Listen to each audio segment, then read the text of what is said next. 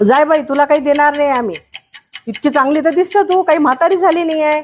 काही काम धाम कर, आपल्या मुलांना पोस. काय भीक मागतं? काही साडी नाही मिळणार, धान्य नाही मिळणार आणि पैसे नाही मिळणार, काहीच नाही मिळणार तुला. जा, हो जा, हो जा, काही मिळणार नाही आहे. हो, काय आम्हाला काय कामधाम नाही आहे काय? कोण आहे ग? अरे आई, एवढी चांगली बाई होती आणि म्हणे धान्य दे, कपडे दे, पैसे दे. मी काही दिले नाही तिला, हाकलून दिलं. जाय म्हटलं, काम कर म्हटलं.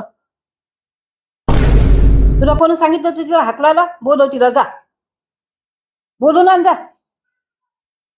A few moments later. आई बोलावलं त्या बाईंना. बाई ग, तू तर चांगली तोरणू त्याची दिसते ग, धडधाकट दिसते. काम करायला काय झालं तुला? धान्य मागते, कोणाला पैसे मागते, कोणाला भीक मागून राहिली. काय कामाचं ग? पोरांना पोसणं चांगले काबाड कष्ट करून भीक कशाला मागते? काही मिळणार नाही तुला, जा. धान्य नाही मिळणार ना, काहीच नाही मिळणार, जा. आई, मी हेच सांगितलं त्या बाईला. मी असंच बोलली तिला आणि वापस पाठवलं होतं. या घरात सासू कोण आहे? मी आहे ना.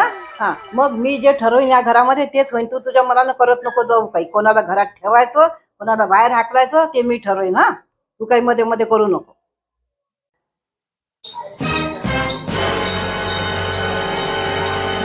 सासूबाई, सासूबाई, मांजर आली आणि ती दूध पित आहे.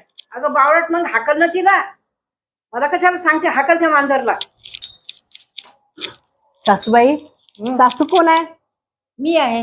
हा, मग ह्या घरात कोणाला ठेवायचं आणि कोणाला हाकलायचा हा अधिकार फक्त तुम्हाला आहे, मला नाही आहे. म्हणून तीच मांजर तुम्हीच हाकला, मी नाही हाकलणार.